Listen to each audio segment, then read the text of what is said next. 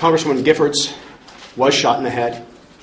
When she arrived here, the reports were that she was, in fact, able to follow commands, that is to say, responsive to verbal communication.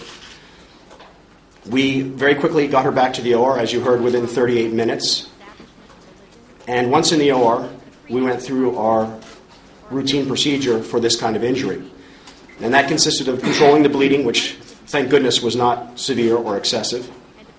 Our next objective was to take the pressure off the brain, and that was by removing the bone fragments that were caused by the bullet fracture, as well as some additional bone to allow the brain to relax.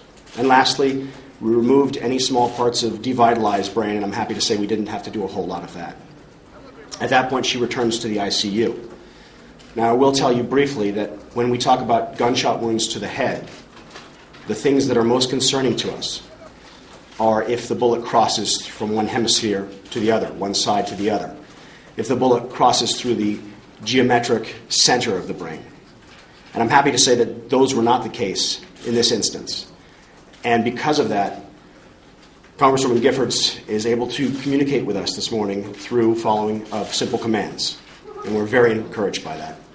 We are still in critical condition.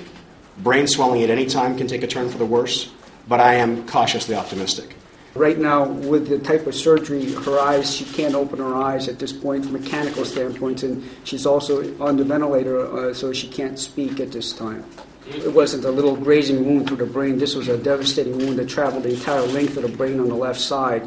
And, he's downplaying some of the efforts. I mean, they saved their lives. The neurosurgeons, Dr. Wine and Dr. Lamole, saved their patients' lives.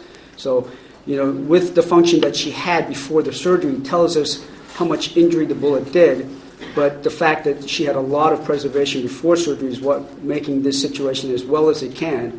And of course, as time goes on, the cavitation effects from the bullet itself is going to have some degeneration of brain cells and matter. So we have to see what happens later on.